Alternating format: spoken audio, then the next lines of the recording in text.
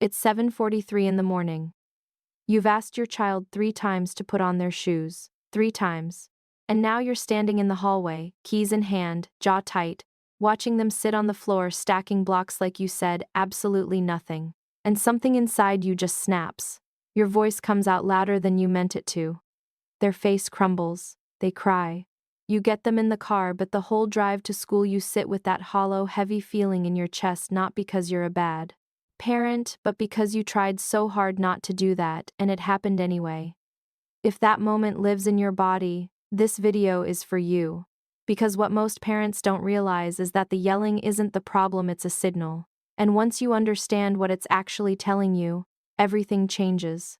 Stay with Mindroot Parenting until the end of this video, because what you're about to learn has the power to quietly transform the most exhausting moments of your parenting life, not by making you stricter, but by making you more effective than you've ever been.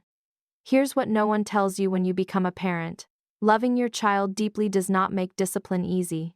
You can read every book, follow every Instagram account, truly want to be the calm, connected parent, and still find yourself at the end of a long day raising your voice at a 7-year-old over a misplaced jacket. And then comes the guilt, the loop of why can't I just stay calm?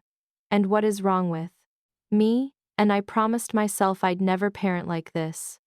The truth is, most parents aren't struggling because they lack patience or love. They're struggling because they were never taught a different way.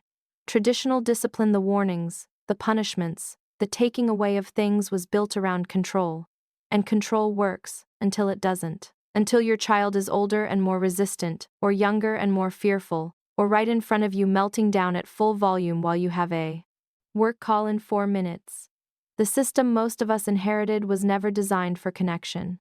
It was designed for compliance, and compliance on its own raises children who either shut down or push back harder. Neither is what you want for your child, and neither is what you want for your relationship with them. To understand why your child behaves the way they do, you need to understand one crucial piece of neuroscience: the prefrontal cortex, the part of the brain responsible for logic, impulse control, and understanding consequences, is not fully developed until a person is in their mid-20s. In a 5-year-old, it is barely online, which means when your child is melting down, acting out, or completely ignoring your instructions, they are not being manipulative, they are being neurologically young. What's actually happening in those moments is that your child's brain has been flooded by the amygdala, the emotional alarm system. When a child feels scared, frustrated, overstimulated, or even just hungry and tired, that alarm fires and it shuts down access to the thinking brain almost entirely. Psychologists call this going outside the window of tolerance. Your child isn't choosing to be difficult. They have lost access to the part of their brain that would allow them to make a better choice. This is where the concept of co-regulation becomes the most important tool you have. Children do not learn to regulate their own emotions by being punished when they can't. They learn by being near a calm adult who stays regulated for them. Your nervous system literally teaches their nervous system, which means the most powerful discipline tool you own isn't your voice. It's your body, your breath, and your ability to stay grounded when they can't. The first shift is one of sequence, and it changes everything. Before you address the behavior, address the child, not the thing they did them. This is what child psychologists call connecting before correcting, and the research behind it is overwhelming. A child whose nervous system feels safe and seen is a child who can actually hear you.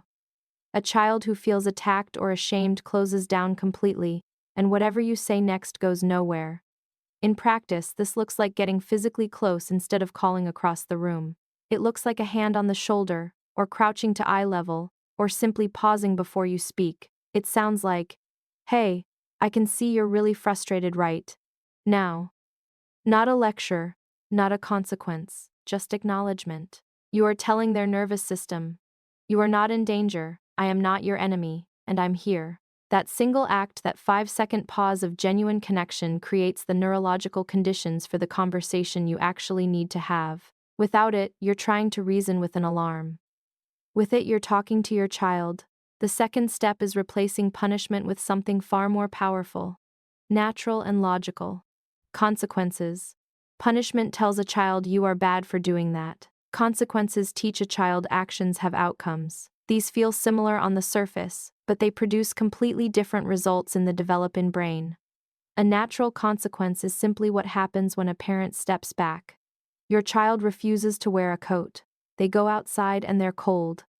You don't say, "I told you so." You let the cold teach the lesson.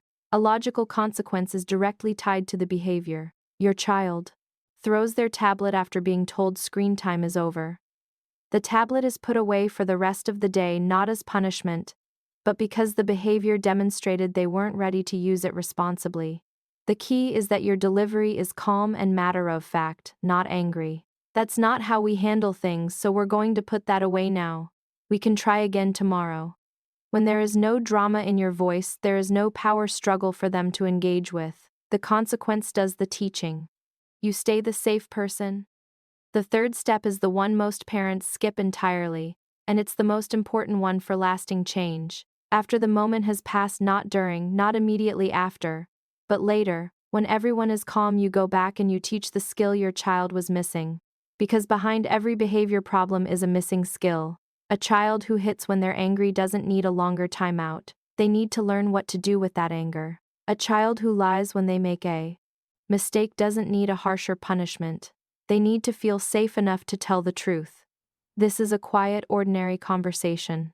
You might be driving or folding laundry or sitting together after dinner. You bring it up gently. "Earlier today, when you got really angry, what was going on for you?" You listen. Then you problem solve together. What do you think you could do next time when you feel that way? You're not rehashing the misbehavior to shame them. You're building a roadmap for next time. Over weeks and months, these conversations are what actually change behavior. Because you are developing your child's capacity, not just managing their actions. You don't have to be a perfect parent to raise a deeply healthy child. You just have to be a parent who keeps coming back to connection, back to calm, back to them. Every time you pause instead of yelling, you are rewiring something. Every time you stay soft when it's hard, you are teaching your child something about the world that no classroom ever could. You are enough for this. You always were.